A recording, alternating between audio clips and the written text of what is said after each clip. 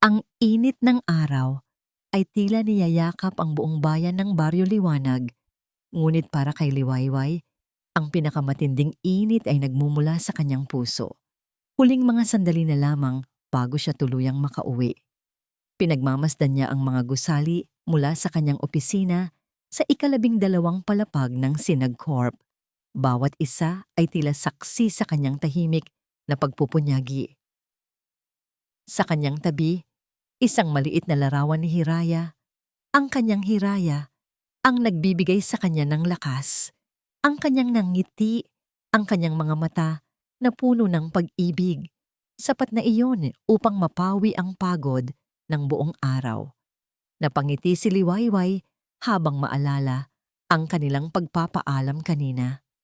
Ingat ka, mahal ko, bulong ni Hiraya. Ang mga labi nito ay bahagyang dumampi sa kanyang noo. Basta't nandyan ka, palagi akong magiging maayos. Sagot niya, ang tinig ay puno ng katiyakan. Kahit na ang kanyang trabaho sa Sinag Corp ay puno ng mga hamon, ang suporta ni Hiraya ang kanyang sandigan. Ang kanilang pag-iibigan ay parang isang malakas na haligi na hindi matitinag ng anumang unos. Ngunit ang tahimik na hapon na ito ay malapit ng maging isang madilim na bangungot. Isang anino ang biglang bumulagta sa ibabaw ng kanyang desk, nagbibigay lilim sa kanyang nanangiti. Si G. Gilas Mateo, ang kanyang boss, ay nakatayo doon. Ang mukha ay bahagyang pulang-pula dahil sa galit, ang mga mata ay nanlilisik. Alon, lumapit ka rito. Ang utos nito, ang tinig ay matalim at puno ng pagkamuhi. Umalingaw-ngaw sa buong open plan office. Ang mga usapan ng kanyang mga kasamahan ay biglang tumigil. Lahat ng mga mata ay nakatuon sa kanya. Ang init ng araw sa labas ay tila napalitan ng lamig na gumagapang sa kanyang balat. Marahang tumayo si Liwayway. Ang kanyang mga kamay ay bahagyang nanginginig. Sinubukan niyang ngumiti, ngunit tila hindi umabot sa kanyang mga mata.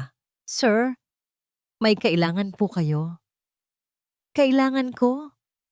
Kailangan ko ang paliwanag mo kung bakit ang mga detalye ng kontratang Project Nightingale ay napunta sa ating kakumpetensya. Sigaw ni J. Mateo, ang boses nito ay lalong lumakas na para bang pinipilit nitong marinig ng lahat ang bawat salita. Bumulong-bulong ang mga tao sa paligid. Natigilan si Liwayway. Project Nightingale? Hindi niya alam ang tinutukoy nito. Sir, hindi ko po alam ang sinasabi ninyo. Hindi ko po kailanman nakita o nahawakan ang mga dokumentong yon. Mariin niyang sagot. Sinisikap na panatilihin ang kalmadong tinig. Ngunit tila walang nakikinig. Huwag mo akong gaguhin, Alon. Ikaw lang ang may access sa mga file na yon. Ikaw lang ang tanging may motibo para gawin ito. Gusto mong sirain ang kumpanya, hindi ba? Patuloy nitong pagbubulalas. Ang mga daliri nito ay nakaturo sa kanya na para bang isang kriminal. Ang mga mata ng kanyang mga kasamahan ay puno ng pagdududa, ng paninisi. Naririnig niya ang mga pabulong na salita. Talaga ba? Hindi ko akalain. Bagay sa kanya. Ang bawat isa ay tila isang maliit na patak ng lason na tumatama sa kanyang pagkatao. Ang kanyang pagkakakilanlan bilang isang tapat na empleyado ay biglang naglaho, napalitan ng imahe ng isang traidor. Ang pader ng kahihiyan ay tila bumabagsak sa kanyang paligid, dinudurog ang kanyang pagkatao. Hindi niya napigilan ang pagtulo ng kanyang mga luha. Hindi po totoo yan, sir. Mahina niyang sabi. Ang tinig ay nabibiyak. Hindi ko po magagawa yon. Ngunit si Gina Mateo ay tumawa ng mapait. Sa tingin mo maniniwala sila sa'yo? Sa tingin mo maniniwala ako? Dahil sa ginawa mo, maaari kang makulong, Alon. At sisiguraduhin kong makukulong ka. Banta nito, ang mukha nito ay puno ng kasiyahan sa kanyang paghihirap. Nanginginig si Liwayway. Ang kanyang paningin ay lumabo dahil sa mga luha. Nakaramdam siya ng matinding pagkaisolado na para bang napapaligiran siya ng mga pader na hindi niya kayang basagin. Ang buong opisina ay naging isang malaking hukuman at siya ang nahatulan bago pa man marinig ang kanyang panig. Bumagsak ang kanyang mundo sa isang iglap. Ang bawat hakbang palayo sa Sinagcorp ay tila mas mabigat kaysa sa nauna. Ang mga salita ni J. Gilas Mateo, "Maaari kang makulong, Alon," ay paulit-ulit na umaalingaw-ngaw sa kanyang isipan. Bawat isa'y parang isang dagok na nagpapalubog sa kanya. Ang lamig ng papalubog na araw ay hindi makapagpalamig sa nag-aalab niyang kahihiyan. Ang mga mata ng kanyang mga kasamahan, ang kanilang mga bulong, ang kawalan ng paniniwala. Lahat ng yun ay tila nakaukit sa kanyang kaluluwa. Nang makarating sa kanilang maliit na apartment, ang pinto ay tila isang malaking pasanin upang buksan. Nang sa wakas ay makapasok siya, ang katahimikan ng lugar ay tila nakakabingi. Ang karaniwang saya na nararamdaman niya sa pag-uwi sa piling ni Hiraya ay napalitan ng isang malalim at malamig na kawalan. Nakita niya ang larawan ni Hiraya sa ibabaw ng maliit na aparador. Ang ngiti nito, na kanina'y nagsisilbing inspirasyon, ngayon ay tila isang paalala ng mundong hindi na niya marahil mababalikan. Naupo siya sa sofa. Ang kanyang bag na puno ng mga dokumento ng trabaho ay bumagsak sa sahig na may mahinang ingay. Hindi niya napigilan ang pagbuhos ng mga luha, hindi dahil sa takot sa posibleng pagkakakulong, kundi dahil sa sakit ng kawalan ng katarungan. Bakit siya? Bakit siya ang pinagbintangan? Ang kanyang tapat na serbisyo, ang kanyang pagmamahal sa trabaho, lahat ba yon ay wala ng halaga? Narinig niya ang tunog ng susi sa umiikot sa kandado. Si Hiraya. Agad niyang pinunasan ang kanyang mga mata. Sinubukang itago ang kanyang pagkalugmok. Hindi niya nais na mag-alala ito lalo. Ngunit alam niyang hindi niya kayang itago ang lahat kay Hiraya. Pumasok si Hiraya. Dala ang isang maliit na supot ng kanyang paboritong tinapay mula sa bakery na madalas nilang puntahan. Nang makita niya ang kanyang asawa na nakaupo doon, ang muka ay puno ng bakas ng pag-iyak. Agad na nagbago ang ekspresyon nito mula sa pagiging masayahin patungo sa malalim na pag-aalala. Ibinaba niya ang supot at mabilis na lumapit sa kanya. "Lee, anong nangyari?" Tanong ni Hiraya. Ang tinig ay puno ng pagkabahala. Umupo siya sa tabi ni Liwayway at marahang hinawakan ng kanyang mga pisngi. Ang kanyang mga mata ay mapanuri. "Bakit ka umiiyak? May nangyari ba sa trabaho mo?" Sinubukan ni Liwayway na ngumiti, ngunit nabigo siya. Ang lahat ng kanyang pinipigilan ay biglang bumuhos. Nagke-Guadeloupe siya sa dibdib ni Hiraya. Ang mga luha ay patuloy na dumadaloy. "Hira, hindi ko alam kung paano. Sinisiraan nila ako." Mahina niyang sabi sa pagitan ng mga hikbi. Niyakap siya ni Hiraya ng mahigpit. Ang mga kamay nito ay marahang pumapalo sa kanyang likod. Nararamdaman niya ang init at lakas ng yakap nito. Isang yakap na nagpapahiwatig ng walang kondisyong suporta. "Shh! Nandito lang ako, Lily. Nandito lang ako." Bulong nito sa kanyang tainga. "Ano man ang mangyari, haharapin natin yan ng magkasama. Sabihin mo sa akin ang lahat." Sa loob ng ilang sandali, sa pagitan ng mga paghikbi, na ikwento ni Liwayway ang lahat. Ang galit ni J. Mateo, ang paratang ng pagnanakaw ng kontrata, ang mga paninirang puri sa harap ng buong opisina, at ang banta ng pagkabilanggo. Bawat salita ay tila nagpapabigat sa dibdib ni Hiraya, ngunit hindi niya ito pinutol. Hinayaan niyang mailabas ni Liwayway ang lahat ng kanyang sakit at pagkalito. Nang matapos si Liwayway, nanatili siya ng nakasandal sa dibdib ng kanyang asawa, humihinga ng malalim.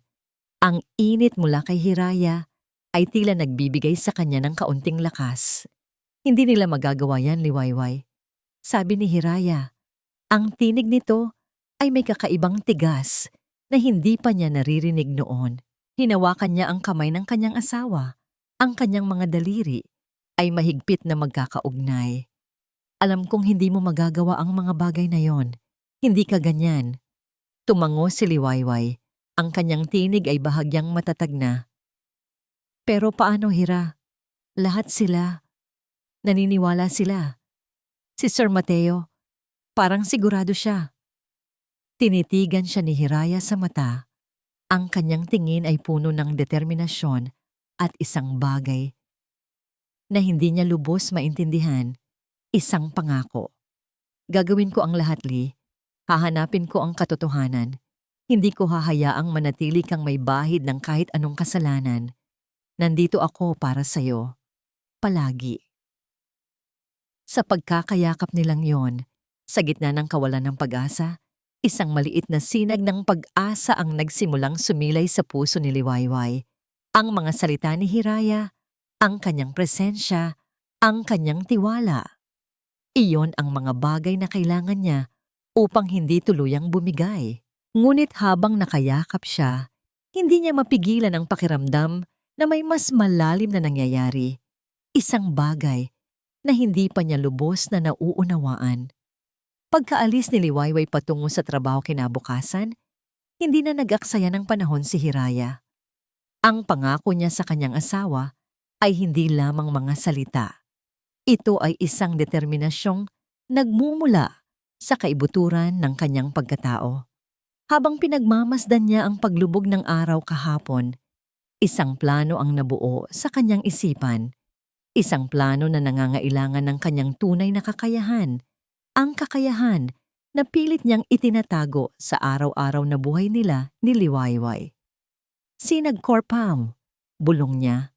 Ang pangalan ng kumpanya na tila may dalang bahid ng pagdududa sa kanyang tinig. Ang Sinag Corp, isang kilalang pangalan sa industriya, ngunit sa ilalim ng makintab na pangalan nito, alam niyang may maitim na sikreto.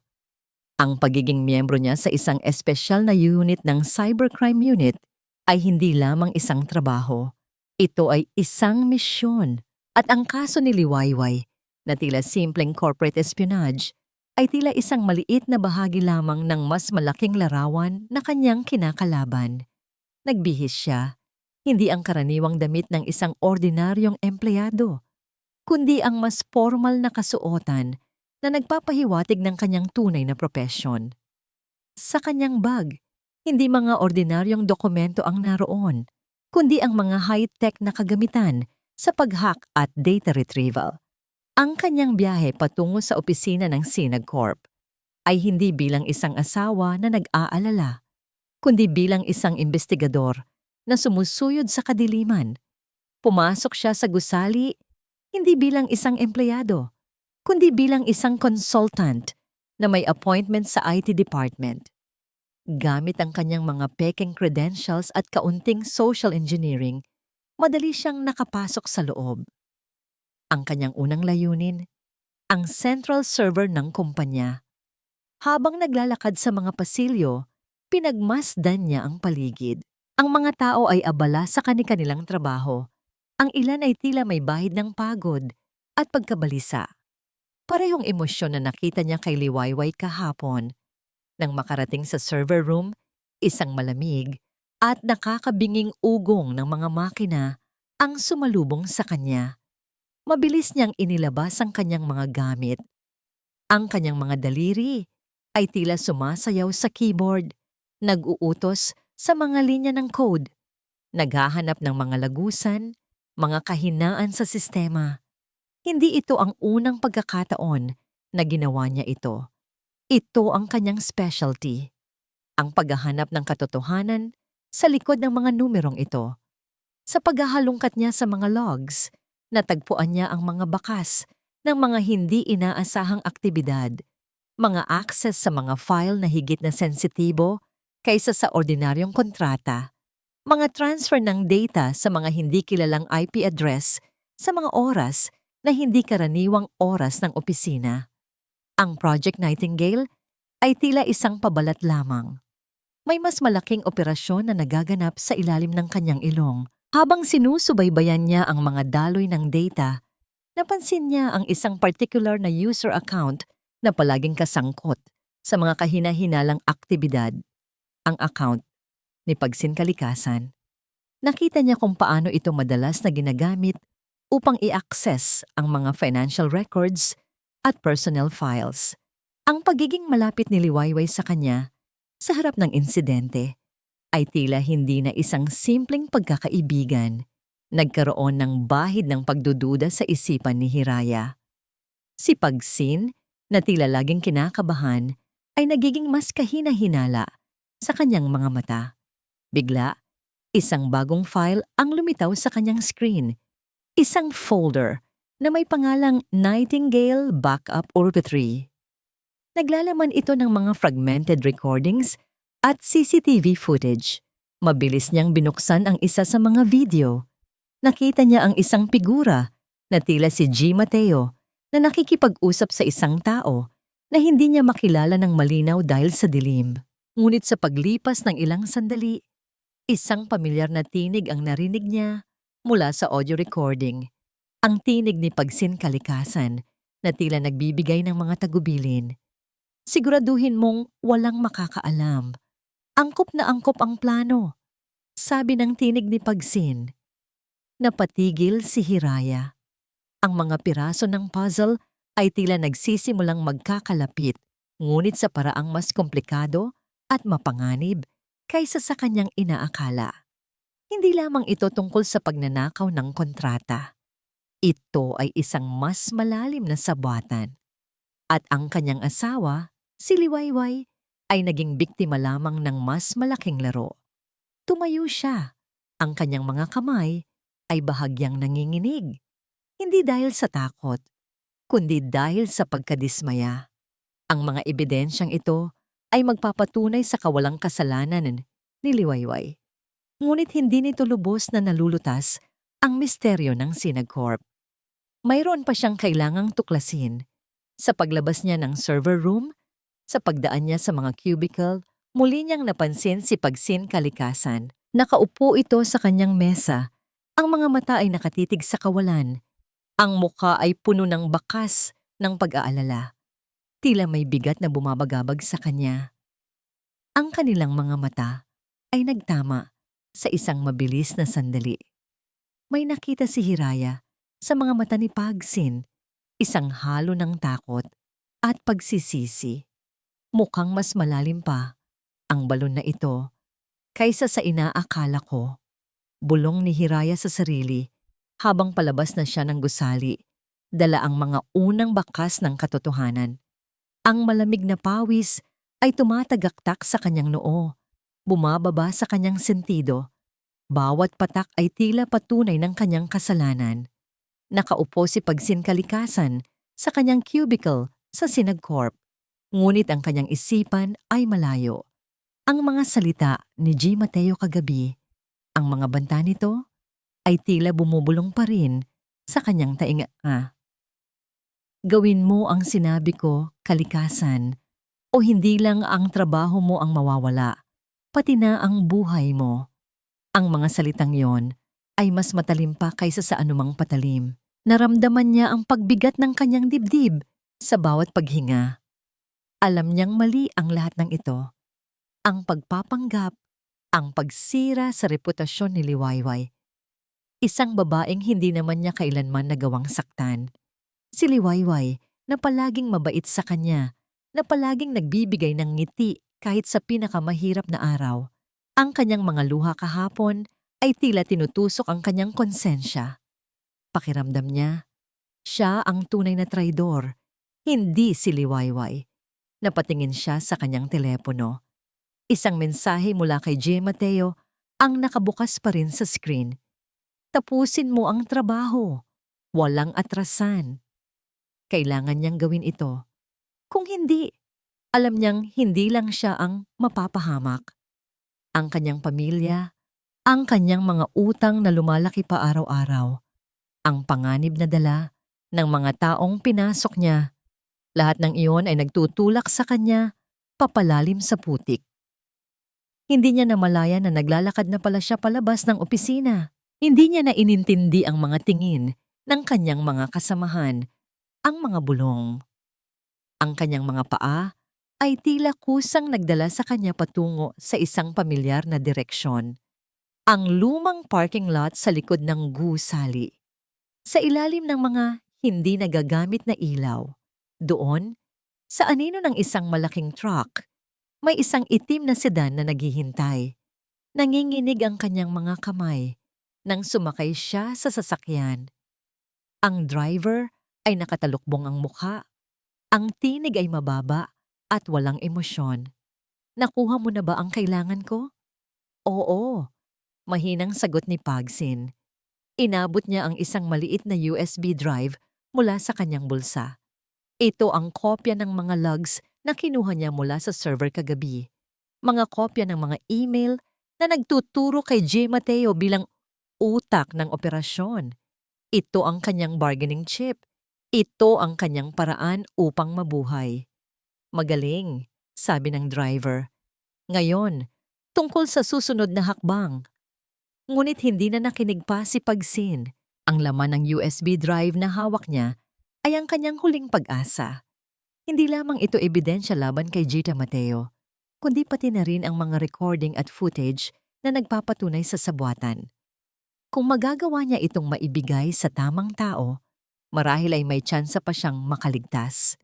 Nang bumaba siya ng sasakyan, ang hangin ay tila mas malamig pa kaysa dati. Nakita niya sa di kalayuan, sa kabilang panig ng kalsada, ang isang pamilyar na mukha na nakatingin sa direksyon niya. Si Hiraya, nakatayo ito roon, tahimik na parang isang bantay. Nagtagpo ang kanilang mga mata sa loob ng ilang segundo. Sa mga mata ni Hiraya, nakita ni Pagsin ang isang halo ng paghihinala at pagkaunawa. Hindi niya alam kung paano, ngunit alam niyang nakikita ni Hiraya ang kanyang paghihirap. Natigilan si Pagsin. Ang pagkakita kay Hiraya ay nagbigay sa kanya ng kakaibang pakiramdam. Isang halo ng takot at isang bagong-bagong pag-asa. Siguro may paraan pa. Siguro hindi pa huli ang lahat. Bumalik siya sa kanyang apartment. Ang isipan ay gulong-gulo. Binuksan niya ang kanyang laptop. Mabilis na nag-type. Kailangan niyang kumilos. Kailangan niyang gumawa ng paraan upang makontak si Hiraya. Hindi niya magawang ibigay ang USB drive sa mga tao ni G. Mateo. Masyado na siyang natatakot para sa sarili niya at mas lalo pa siyang nag-aalala para kay Liwayway. Sa pag-type niya, naghahanap siya ng mga paraan upang makapagpadala ng mensahe kay Hiraya nang hindi nahahalata ni G. Mateo. Naisip niya ang mga encryption tools, ang mga secure messaging apps. Ang kanyang mga daliri ay nagmamadaling naglikha ng isang mensahe. Pinipilit na ilarawan ang kanyang sitwasyon nang hindi naglalagay ng anumang panganib sa sarili. Hiraya, nagsimula siya. Kailangan nating mag-usap. May mahalaga akong malaman. Alam ko ang tungkol sa ginawa nila kay Liwayway at ang USB drive na hawak ko. May mga detalye doon na makakatulong sa'yo. Pero kailangan mong malaman na hindi ito simple. May panganib. Kailangan nating mag-ingat. Nagdagdag siya ng isang address, isang lumang bodega na pag-aari ng kanyang tiyuhin sa labas ng bayan, isang lugar kung saan wala ni sino man ang makakahanap sa kanila. Ito ang tanging lugar na naiisip niyang ligtas para sa isang pagtatagpo. Ngunit habang pinipindot niya ang send, isang notification ang lumitaw sa kanyang screen. Isang alerto mula sa kanyang security software. Suspicious network activity detected. Napalunok siya. Alam niya kung sino ang may kakayahang gawin iyon. Si G. Mateo.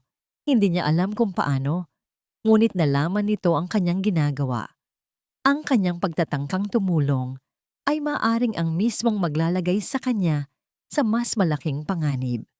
Ang araw na ito ay nagsimula na may bahid pa rin ng pagkalito at takot.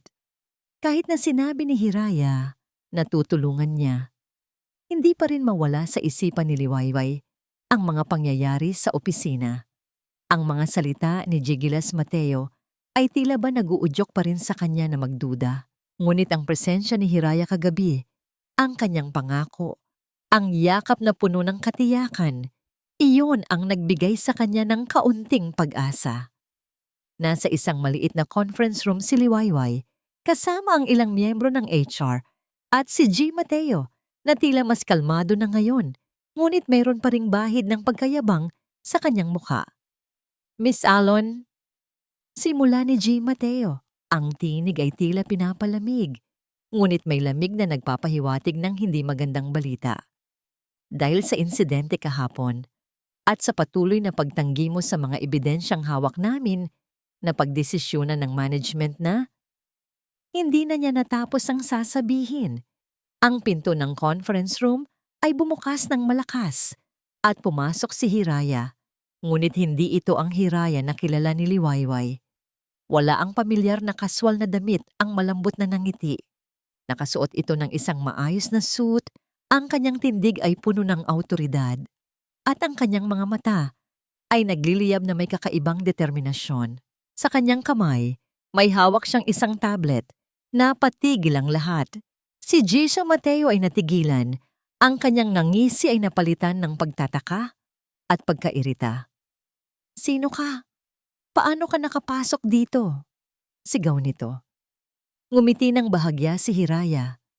Isang ngangiting hindi umaabot sa kanyang mga mata. Ako si Hiraya Bagsik. At pumasok ako rito dahil may kailangan akong ibunyag na magpapabago sa pananaw ninyo tungkol sa kung sino ang tunay na may kasalanan. Napalitan ng pagkalito ang ekspresyon ni Liwayway. Hiraya Bagsik? Hindi yun ang pangalan ng kanyang asawa. At ano ang ibig sabihin nito? Ebidensya? Ebidensya? Anong ebidensya ang tinutukoy mo? Hamon ni Gita Mateo, ngunit may bahid na ng kaba sa kanyang tinig. Hindi sumagot si Hiraya. Sa halip, itinapat niya ang tablet sa gitna ng mesa at pinindot ang isang baton. Sa malaking screen sa dingding ng conference room, lumitaw ang isang video feed. Ito ay mula sa CCTV camera sa loob ng opisina, ngunit ito ay kuha mula sa isang anggulo na hindi madaling makita. Isang anggulo na nakatutok sa desk ni Liwayway. Sa video, nakita ni Liwayway ang kanyang sarili kahapon. Nakatayo sa tabi ni Gina Mateo habang ito ay sumisigaw. Ngunit pagkatapos ng eksenang yon, ang tunay na nagpasindak sa kanya ay ang sumunod na nangyari. Nakita niya si Gina Mateo na tila may ibinubulong kay Pagsin kalikasan na noon ay nakatayo malapit sa printer. Nakita niya kung paano binigyan ni Gina Mateo si Pagsin ng isang maliit na USB drive. Pagkatapos, habang papalayo si Pagsin, itinago nito ang USB drive sa ilalim ng isang lumang filing cabinet. Iyan ang ebidensya, sabi ni Hiraya. Ang tinig ay malakas at malinaw.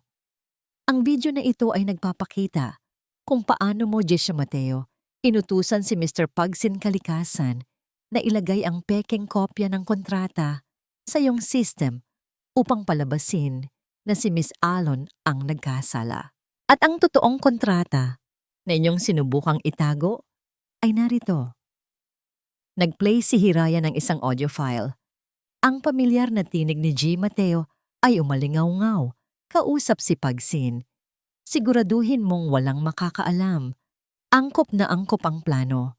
Kapag nasira na si Liwayway, wala nang makakapansin sa mga transaksyon natin. Nanlaki ang mga mata ni Liwayway. Hindi niya akalain. Ito ang dahilan. Ang lahat ng ito ay isang plano. At si Hiraya, sino siya? Bakit niya alam ang lahat ng ito?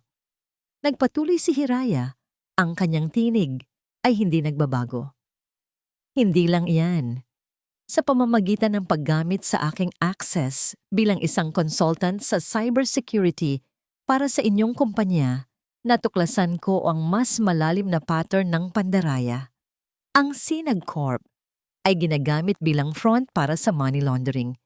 Ang Project Nightingale ay isang pabalat lamang para sa mas malaking operasyon. Sa bawat salitang binitawan ni Hiraya, Mas lalong nanlalaki ang mga mata ni G. Mateo. Ang kanyang mukha ay nagbago mula sa pagtataka patungo sa galit at sa huli, sa takot.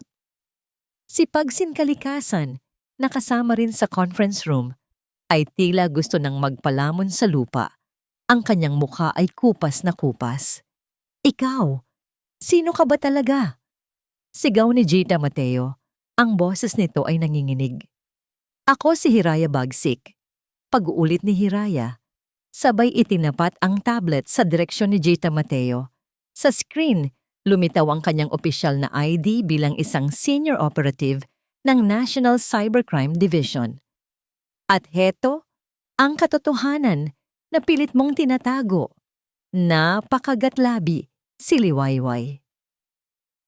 Hiraya Bagsik, senior operative, ang kanyang asawa, ang lalaking minamahal niya, ang lalaking kilala niya bilang isang simpleng IT specialist, ay pala ay isang ahente ng gobyerno na may mas malalim at mas mapanganib na misyon.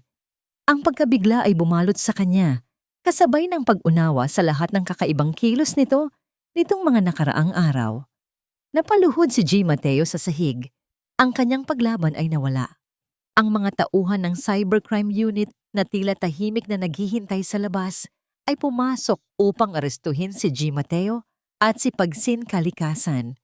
Naiwan si Liwayway na nakatitig kay Hiraya. Ang kanyang puso ay bumibilis. Isang bahagi niya ang nagagalak na napatunayan ang kanyang kawalang kasalanan. Ngunit ang mas malaking bahagi niya ay nalilito at nasasaktan. Ang kanyang mundo ay biglang nagbago. Ang lalaking akala niya ay kilala niya, ay pala ay may lihim na buhay na hindi man lang niya alam. Nadatni si Liwayway. Ang kanyang mga mata, na puno ng pagkalito at bagong natuklasang pagtataka, ay nakatitig sa akin.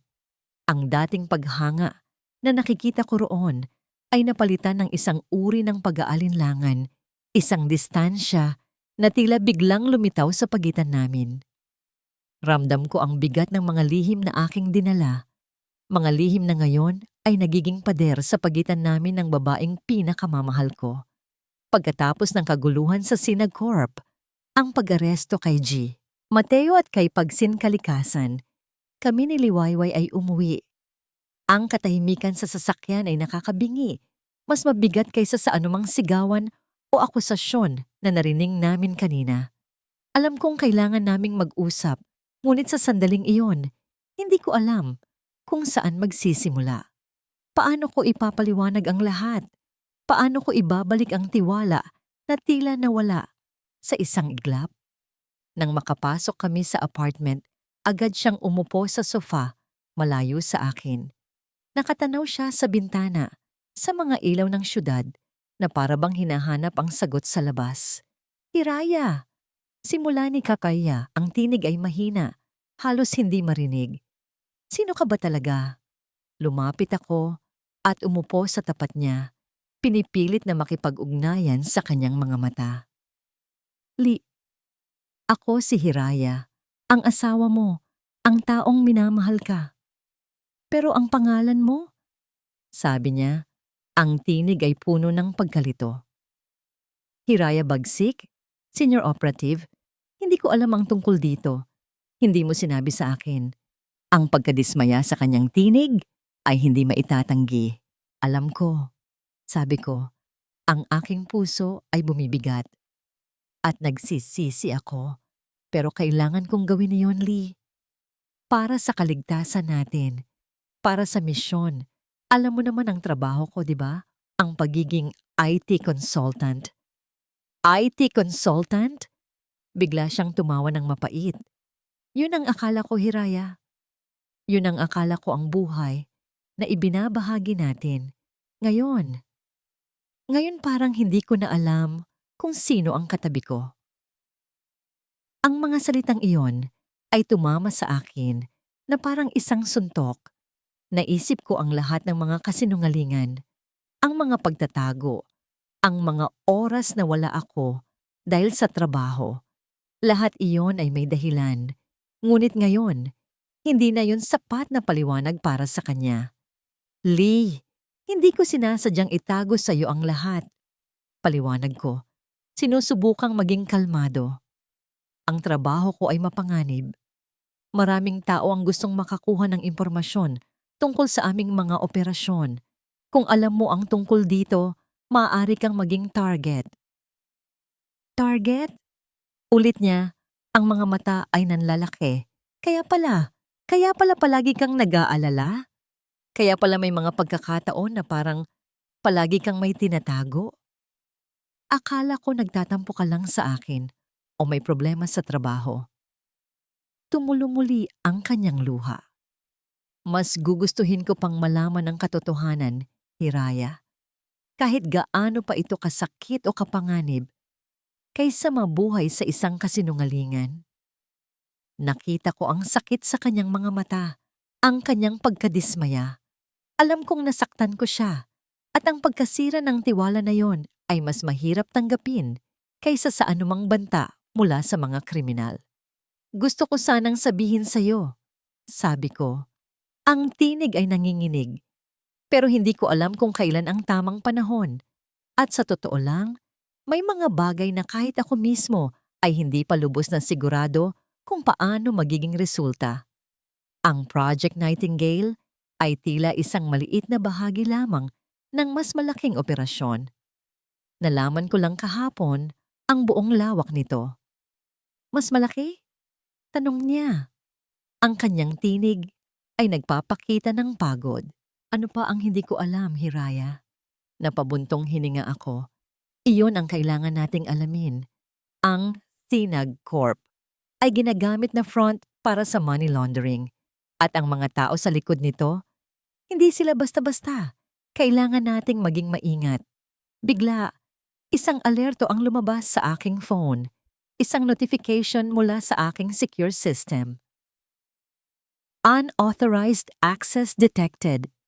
Data breach imminent. Napatingin ako sa aking telepono.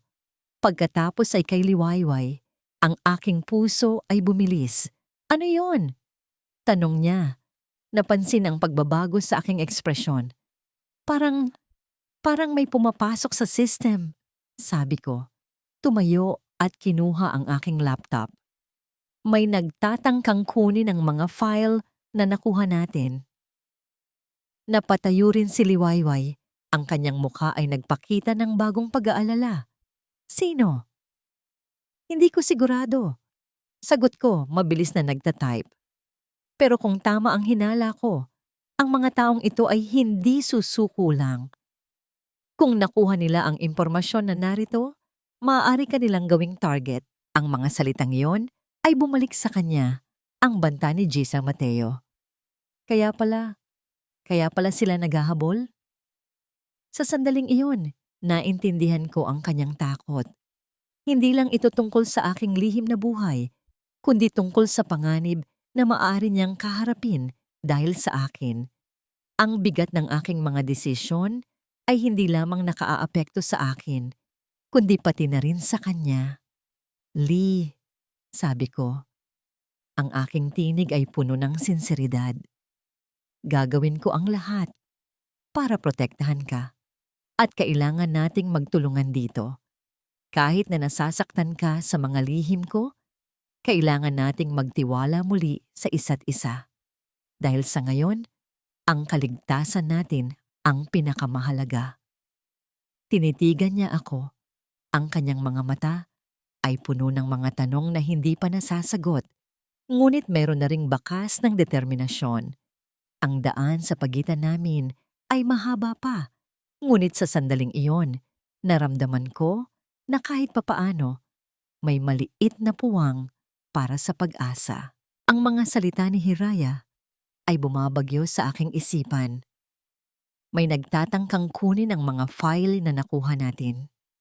Ang alerto mula sa kanyang telepono ay tila isang babala na dumating sa pinakamalalang posibleng sandali. Ang aking puso ay bumibilis. Hindi na lamang dahil sa pagkalito sa pagkatao ni Hiraya, kundi dahil sa bagong panganib na tila bumabalot sa amin. Pagkatapos ng pag-uusap na yon, Hindi ko na nakayanan pa ang pagtitig sa kanya, ang pag-iisip sa lahat ng mga lihim na kanyang itinago. Kahit na sinabi niyang kailangan naming magtulungan, ang sakit ng pagtataksil na aking naramdaman ay naroon pa rin.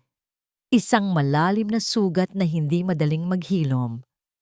Lumabas ako ng apartment, hindi alam kung saan pupunta. Dala lamang ang bigat ng aking mga iniisip. Habang naglalakad ako sa mga kalye ng Baryo Liwanag, ang mga tao sa paligid ay tila mga anino lamang. Ang aking mga paa ay tila kusang nagdala sa akin pabalik sa harap ng Sinag Corp. Ang gusali na dating simbolo ng aking pag-asa at seguridad ay ngayon ay tila isang kulungan, isang lugar ng paninira at kasinungalingan. Nakita ko si Hiraya na nasa isang kotse sa tapat, nakatingin sa akin. Alam kong nag-aalala siya, ngunit sa sandaling iyon, kailangan kong mapag-isa. Kailangan kong isipin ang lahat. Ang mga salita ni G. Mateo ay paulit-ulit na bumabalik sa akin. Ikaw lang ang may access. Ikaw lang ang may motibo. Maaari kang makulong. Naramdaman ko ang muling paggapang ng takot. Ngunit kasabay nito, isang kakaibang determinasyon ang nagsimulang sumibol. Hindi ako susuko. Hindi ko hahayaang sirain nila ang aking buhay. Nang makita kong umalis si Hiraya, isang desisyon ang nabuo sa akin. Hindi ko na lamang hihintayin na iligtas ako. Kailangan kong iligtas ang aking sarili. Kailangan kong hanapin ang katotohanan na hindi nila kayang itago. Dahan-dahan, naglakad ako patungo sa likuran ng gusali. Alam kong mapanganib ito, ngunit ang desperasyon ay mas matindi kaysa sa takot. Naalala ko ang mga sinabi ni Hiraya tungkol sa mga file na nawala. Kung nawala ang mga file na yon sa system, marahil ay meron pang ibang paraan para makuha ang mga ito. Pumasok ako sa lumang fire exit. Ang hagdanan ay madilim at maalikabok. Ang bawat yabag ko ay tila nakakabingi sa katahimikan. Nang makarating ako sa floor ng opisina, maingat akong nagmasid. Walang tao. Ang lahat ay tila umalis na. Nakahinga ako ng maluwag. Nagtungo ako sa aking dating cubicle. Tinitigan ko ang mesa, ang mga gamit na tila ba walang halaga na ngayon. Ang aking mga mata ay agad na napunta sa ilalim ng drawer. May napansin akong kakaiba. Isang maliit na bahagi ng papel na tila ba ay nakadikit doon noon. Maingat ko itong hinila. Isang maliit na piraso ng papel ang nahulog sa sahig. Hindi ito ordinaryong papel. May nakasulat dito. Sa sulat kamay na pamilyar sa akin. Ang sulat kamay ni Pagsin Kalikasan. Ang mga salita ay maigsing ngunit malinaw. Hanapin mo sa ilalim ng puno ng banyan sa parke malapit sa lumang simbahan. Baka nandun ang sagot. Napatigil ako. Si Pagsin? Bakit niya ako tinutulungan? Ang lalaking yon, na tila takot na takot kahapon, nakasabwat ni G. Mateo. Hindi ko maintindihan, ngunit ang parke malapit sa lumang simbahan.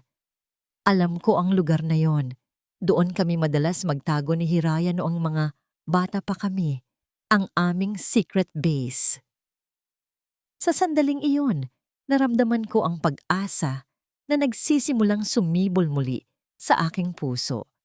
Ito na marahil ang pagkakataon ko, ang pagkakataon na malaman ang buong katotohanan at patunayan ang aking sarili.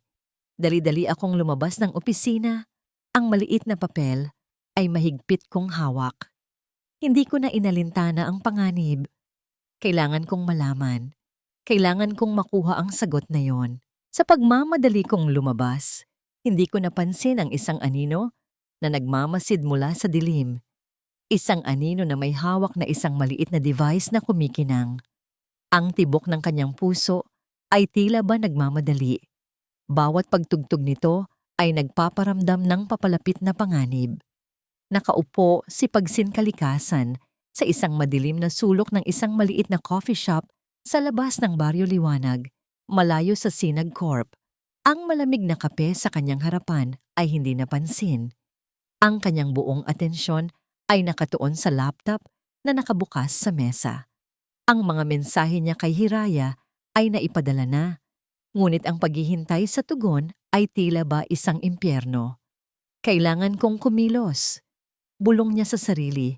Ang tinig ay halos hindi marinig sa ingay ng coffee shop. Ang mga imahe ng mga mata ni Liwayway, puno ng sakit at pagkalito, ay patuloy na bumabagabag sa kanya.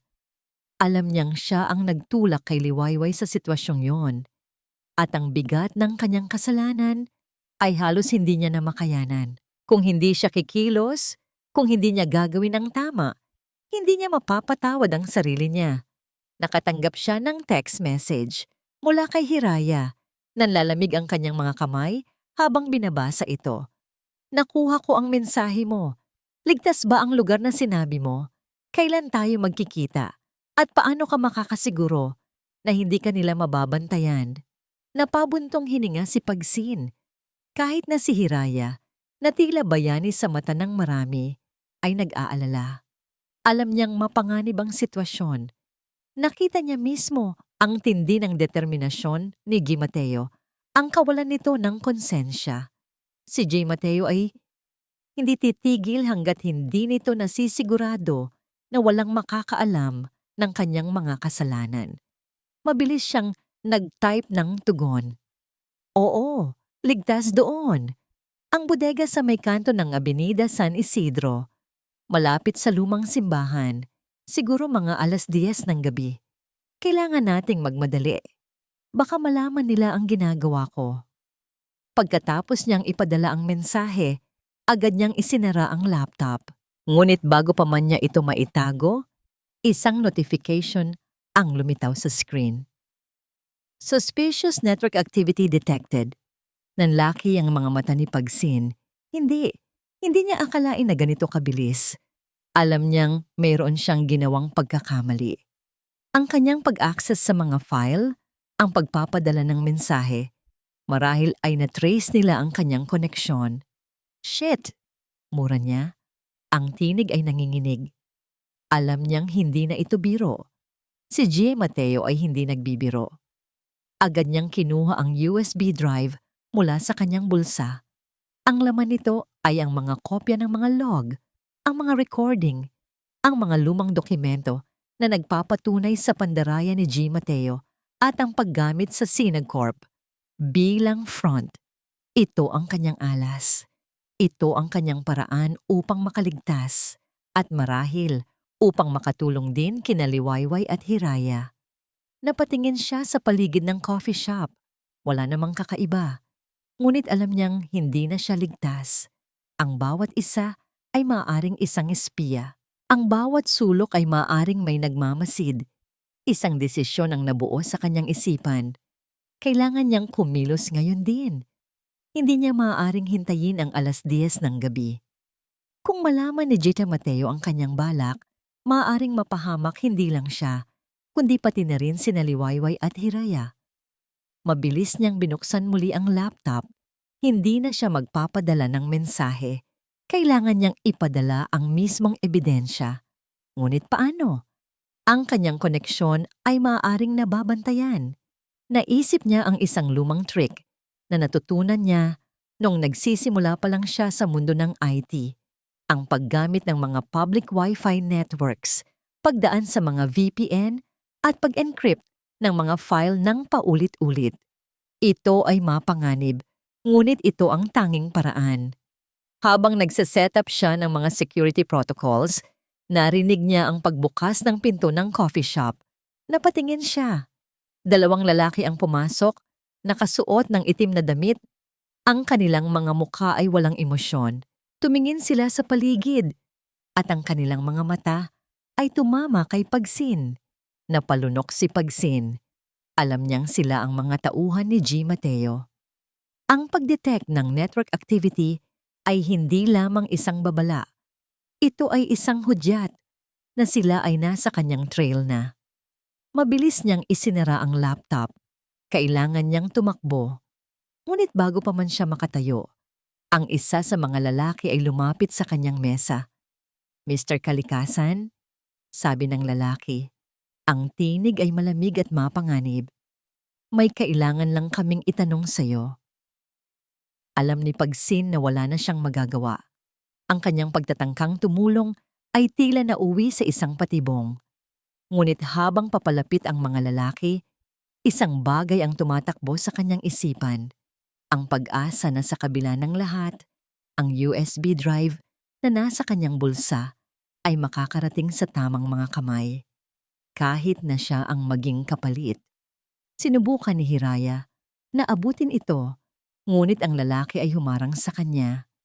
Nagpatuloy ang kanilang laban, mas nagiging desperado. Nakikita ni Hiraya ang USB drive na papalapit sa siwang, isang maliit na piraso ng pag-asa na tila ba mawawala na. Sa huling sandali, habang nakikipagbuno sila malapit sa siwang, itinulak ng lalaki si Hiraya ng malakas. Bumagsak si Hiraya sa sahig, malapit sa siwang. Sa kanyang pagbagsak, nakita niya ang USB drive na tuluyang lumubog sa kadiliman ng siwang. Isang malakas na pagkabigo ang bumalot sa kanya. Nawala na ang pinakamahalagang ebidensya.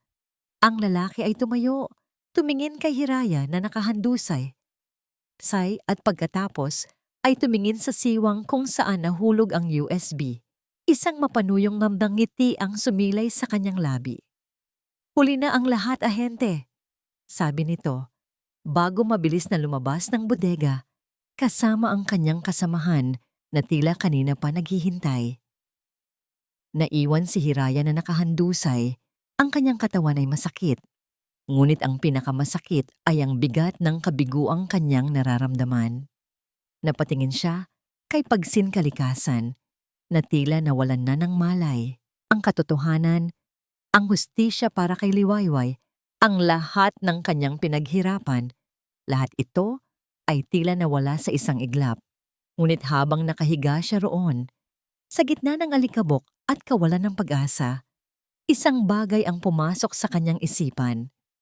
Ang sinabi ni Liwayway kanina, ang piraso ng papel na nakita niya sa ilalim ng drawer sa kanyang lumang cubicle. Hanapin mo sa ilalim ng puno ng banyan sa parke, malapit sa lumang simbahan. Nabalik ang pag-asa sa kanyang puso. Kung hindi pa nawala ang USB drive, ibig sabihin ay meron pa ring paraan. Maaring nagtago si Pagsin ng isa pang kopya o marahil ang sinabi niya sa papel ay may ibang kahulugan. Pilit na bumangon si Hiraya. Ininda ang sakit sa kanyang katawan. Kailangan niyang makapunta sa parke. Kailangan niyang tingnan ang puno ng banyan. Kahit na tila walang pag-asa, hindi siya maaaring sumuko. Hindi pa tapos ang laban. Lumabas siya ng bodega, ang kanyang mga mata ay nakatitig sa lumang simbahan. At pagkatapos ay sa parke sa tabi nito. Ang gabi ay tahimik na ngayon, ngunit para kay Hiraya, ang tensyon ay mas matindi pa kaysa kanina. Habang naglalakad siya patungo sa parke, napansin niya ang isang figura na nakatayo sa ilalim ng isang malaking puno ng banyan. Ang figura ay nakatayo sa dilim, tila naghihintay. Habang papalapit siya, nakita niya ang pamilyar na anyo. Si Liwayway. Nagulat siya. Ano ang ginagawa ni Liwayway dito? Sa ganitong oras? Lee? Tawag niya. Ang tinig ay puno ng pagtataka at pag-aalala. Lumingon si Liwayway. Ang kanyang mukha ay tila pagod, ngunit meron ding bagong determinasyon sa kanyang mga mata. Hiraya, sabi niya, ang tinig ay matatag. Alam kong nawala ang USB drive, pero hindi ibig sabihin na wala ng pag-asa. Lumapit si Hiraya. Anong ibig mong sabihin? Itinaas ni Liwayway ang kanyang kamay. Sa kanyang palad, hawak niya ang isang maliit na bagay na kumikinang sa ilalim ng liwanag ng buwan.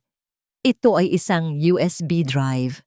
Nang makita ko ang pangalawang piraso ng papel sa ilalim ng drawer, paliwanag ni Liwayway, ang kanyang tinig ay puno ng pagmamalaki.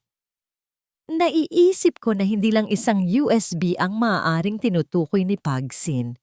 At nang mapagtanto kong maaari niyang itago ang pruweba sa lugar na ito, napagdesisyonan kong tingnan.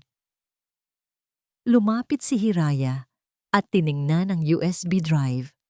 Ito nga ang propesyonal na disenyo, ang uri na ginagamit nila sa kanilang operasyon. Nakuha mo ito? Tumango si Liwayway.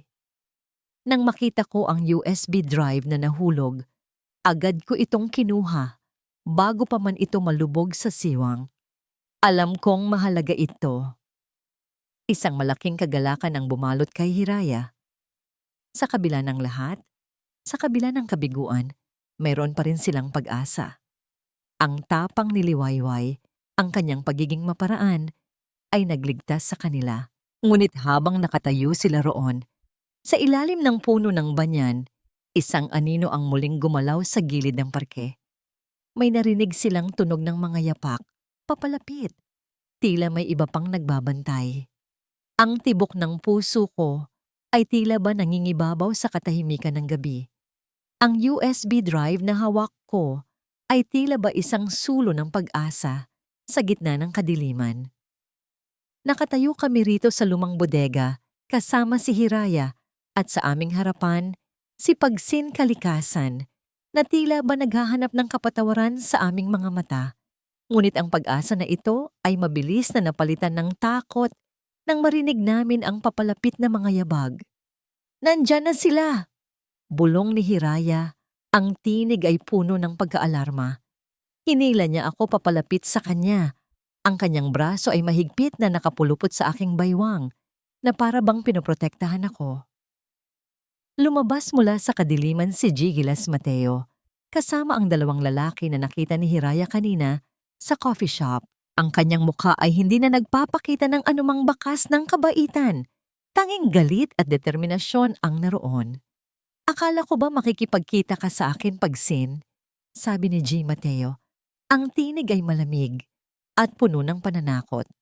Ang kanyang mga mata ay napako kay Pagsin, pagkatapos ay kay Hiraya, at sa huli, sa akin.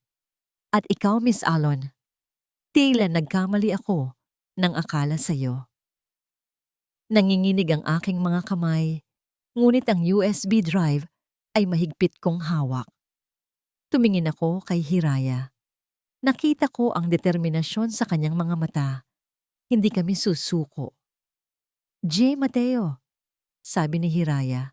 Ang kanyang tinig ay matatag. "Sa kabila ng panganib, tapos na ang laro mo.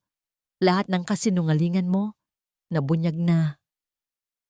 Tumawa si G. Mateo ng mapait. "Nabunyag? Ano sa tingin mo ang hawak ninyo? Isang USB drive? Hindi ninyo alam kung sino ang kinakalaban ninyo." Lumapit siya sa amin, kasama ang kanyang mga tauhan na tila ba handang umatake anumang oras. Naramdaman ko ang takot, ngunit ang pagmamahal ko kay Hiraya at ang pagnanais na makamit ang katarungan para sa lahat ng kasinungalingan ay nagbigay sa akin ng lakas. "Pagsin," sabi ko, ang tinig ay may pagmamakaawa. "Alam kong nagkamali ka, pero hindi pa huli ang lahat. Sumama ka sa amin. Sabihin mo ang totoo." Tumingin si Pagsin kay J. Mateo, pagkatapos ay sa amin. Nakita ko ang pagtatalo sa kanyang mukha, ang takot, ang pagsisisi, at ang huling bakas ng katatagan. "Hindi ko na kaya, J. Mateo," sabi ni Pagsin. Ang tinig ay nanginginig ngunit may bigat. "Tapos na. Hindi ko na kaya pang magsinungaling." Dahil sa pagtataksil na ito, nagwala si J. Mateo. "Traidor!" sigaw nito, at agad na sumugod kay Pagsin. Sa sandaling iyon kumilos si Hiraya. Mabilis niyang hinila ako papalayo, habang ang dalawang lalaki ay nakikipaglaban kay Gida Mateo at kay Pagsin. Nagkaroon ng kaguluhan. Ang mga tunog ng pag-aaway, sigawan at pagbagsak ng mga gamit ay umalingaw sa bodega. Nakita ko si Pagsin na sinusubukang ipagtanggol ang sarili. Ngunit nahihirapan siya. Si Gida Mateo, sa kanyang galit, ay tila mas malakas kaysa dati. Naisip ko ang USB drive sa aking kamay. Kailangan kong protektahan ito. Kailangan kong makalabas dito. Sa gitna ng kaguluhan, nakita ko si J. Mateo na nakakita ng isang bakal na tubo sa sahig.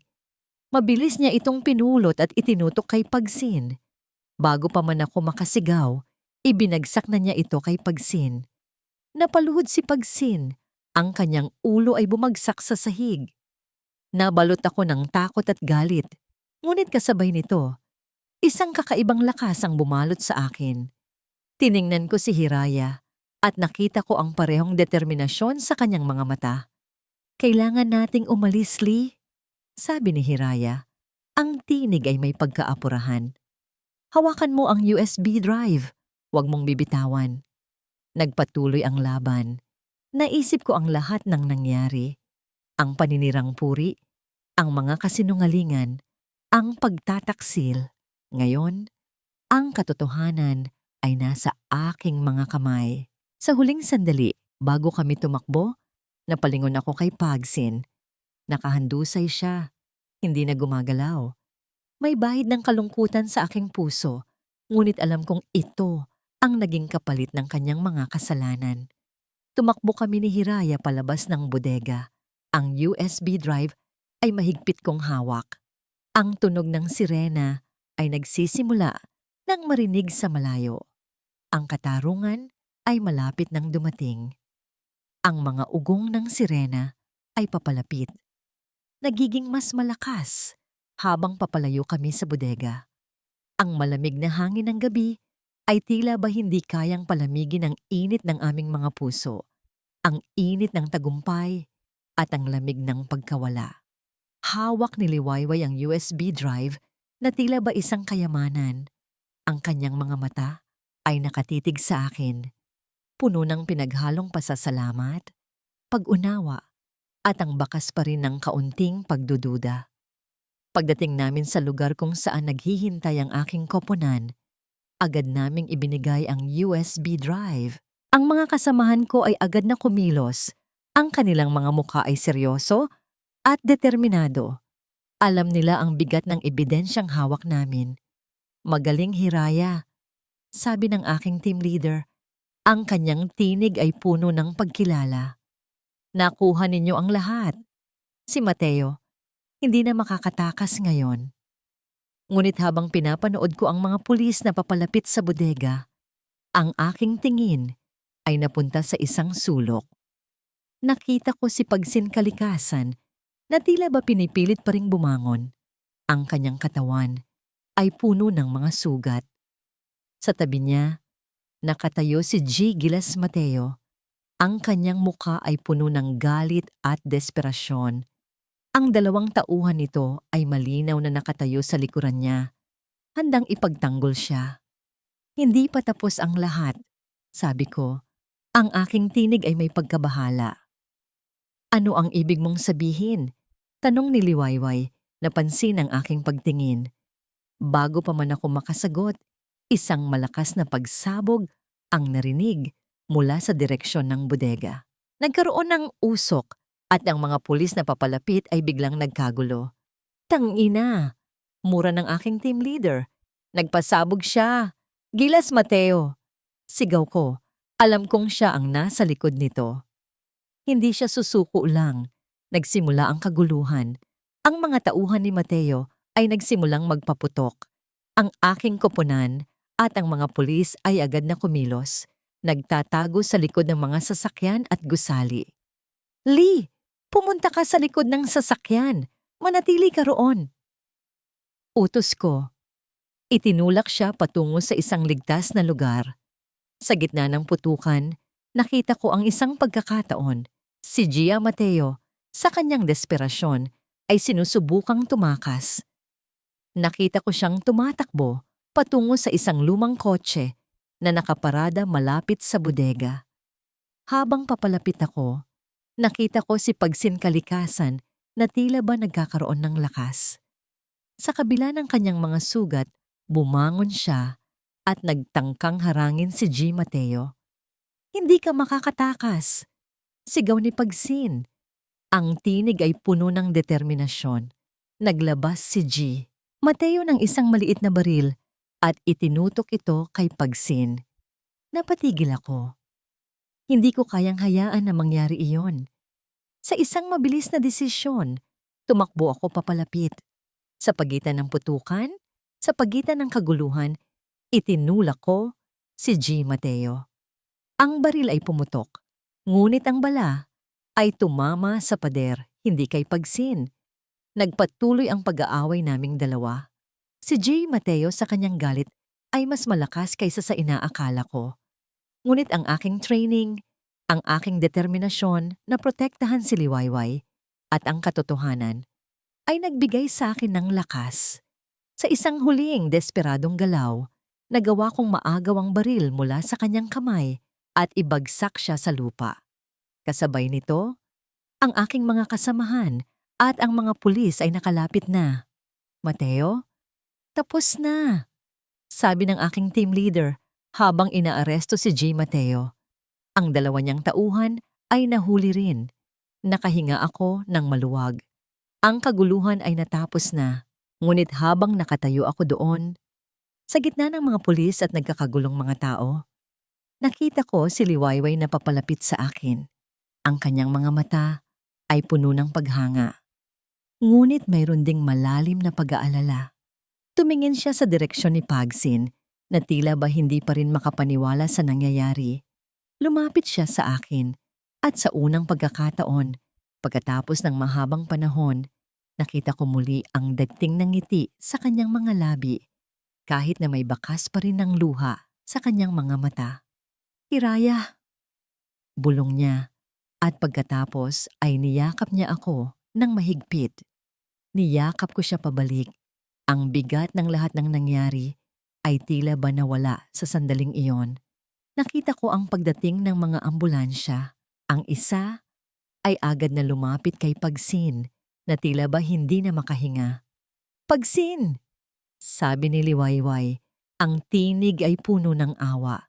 Sa kabila ng lahat ng kanyang kasalanan, sa kabila ng kanyang pagtataksil, ang pagkawala niya ay isang paalala na lahat tayo ay tao. Na lahat tayo ay maaring magkamali. Habang inaasahan namin ang pagdating ng mga opisyal upang kumpirmahin ang lahat ng ebidensya, tumingin ako kay Liwayway. Ang aming paglalakbay ay mahaba at puno ng mga pagsubok. Ngunit sa sandaling ito, kasama ang USB drive na naglalaman ng katotohanan at ang pag-asa na nabuhay muli sa aming mga puso, alam kong handa na kaming harapin ang anumang darating. Ang simoy ng hangin sa umaga ay tila ba may dalang bagong pangako. Ang Sinag Corp ay hindi na ang dating gusali na puno ng takot at kasinungalingan. Ang mga balita tungkol sa pagkakabunyag ng pandaraya at ang pag-aresto kay Gilas Mateo ay kumalat na parang apoy, nagbigay daan sa isang malinis na simula. Ang mga tao ay naglalakad na may mas magaan na mga hakbang. Ang mga ngiti ay bumalik sa kanilang mga labi. Pagkatapos ng lahat ng nangyari, marami ang nagbago. Hindi lamang sa kumpanya, kundi pati na rin sa aming dalawa ni Hiraya. Ang mga lihim ay nabunyag, ang mga kasinungalingan ay nawala, at ang tiwala na minsang nasira ay unti-unting nabuo muli. Nakaupo kami ni Hiraya sa isang sulok ng Puso't Diwa Cafe, ang aming paboritong lugar noong una. Ang araw ay sumisikat sa labas, nagbibigay ng ginintuang liwanag sa aming kinakainan. Ang mga tasa ng kape ay mainit sa aming mga kamay, at ang katahimikan sa pagitan namin ay hindi na nakakabiingi, kundi nakaka-relax. "Handa ka na ba para sa bagong simula, Lee?" tanong ni Hiraya. Ang kanyang mga mata ay puno ng pagmamahal at pag-asa. Ang kanyang dating pangalan, Hiraya Bagsik, ay tila isang alaala na lamang ng isang nakaraang buhay. Ngayon, siya ay si Hiraya muli. Ang aking Hiraya. Ngumiti ako, ang aking puso ay puno ng kapayapaan. "Handa na ako, Hira. Salamat sa lahat." "Hindi mo kailangang magpasalamat," sagot niya, hinawakan ang aking kamay. "Lagi akong nandito para sa'yo. At ngayon, alam mo na ang lahat. Hindi na tayo magtatago pa." "Oo," sabi ko, bahagyang tumawa. "Kahit na ang iyong tunay na pagkatao ay mas kapana-panabik kaysa sa inaakala ko. At ang iyong lakas, Lee, dagdag niya, hinaplos ang aking pisngi. Hindi ko alam na meron kang ganong katapang sa loob mo. Ang paghahanap mo ng sariling paraan, ang pagbalik mo sa parke. Iyon ang nagligtas sa atin. Naalala ko ang gabing iyon, ang takot, ang determinasyon, ang paghahanap sa USB drive. Ang paglalakbay na yon ay nagpabago sa akin. Hindi na ako ang dating liwayway na madaling matakot at masiraan ng loob. Natagpuan ko ang aking sariling lakas, ang aking sariling tinig. Pagkatapos ng pag-uusap namin, naglakad kami palabas ng kafe, hawak kamay. Ang mga tao sa kalye ay tila mas masaya, mas makulay. May mga bagong balita tungkol sa pag-renew ng Sinag Corp na ngayon ay pinamumunuan ng isang bagong board na mas nakatuon sa integridad at katarungan. At ako ay nakatanggap ng isang bagong alok. Isang posisyon na mas mataas, mas makabuluhan na nagpapahintulot sa akin na maging bahagi ng pagbabagong ito. Masaya ka ba? Tanong ni Hiraya nang makita ang aking ngiti. Oo, sagot ko. Masaya ako dahil kasama kita at dahil alam kong tama ang lahat ng ito. Nang tingnan namin ang Sinag Corp, mula sa malayo, ang gusali ay tila mas maliwanag kaysa dati. Hindi na ito simbolo ng kasinungalingan, kundi ng pag-asa. Ang ating paglalakbay ay hindi natapos dito. Ito ay isang bagong simula. Ang pag-ibig namin ni Hiraya na dumaan sa apoy at pagsubok ay mas tumibay. Ang mga aral na natutunan namin tungkol sa katapatan, tiwala, at ang kahalagahan ng pagharap sa katotohanan ay mananatili sa amin magpakailanman.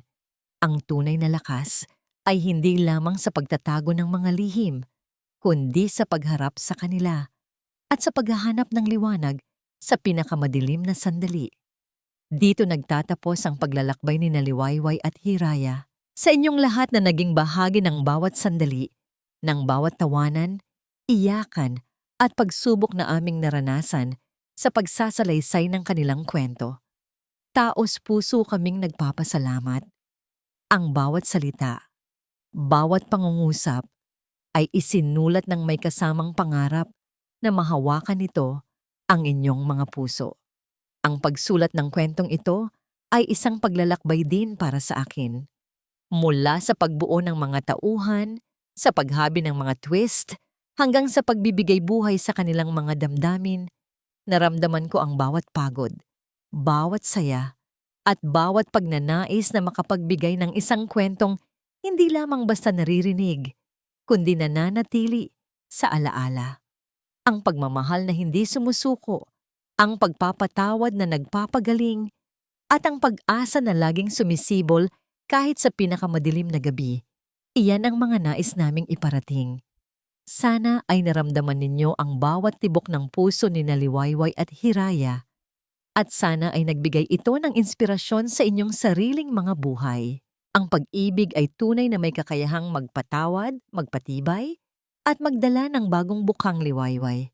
Lubos kaming umaasa na nagustuhan ninyo ang aming alay. Huwag kayong magatubiling ibahagi ang inyong mga saloobin, ang inyong mga aral, o kung anumang damdamin ang hatid ng kwentong ito sa inyong mga puso. Ang inyong mga komento ay aming pinahahalagahan mula sa kaibuturan ng aming pasasalamat, kwento at kilig.